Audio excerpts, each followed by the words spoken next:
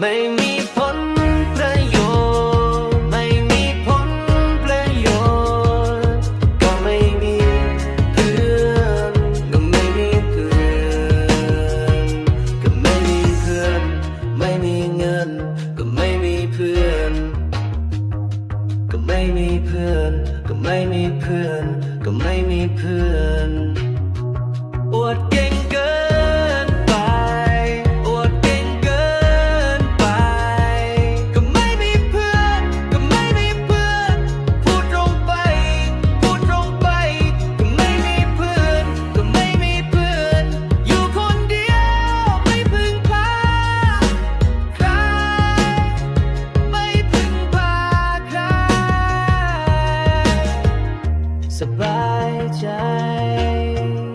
สบายใจสบายใจ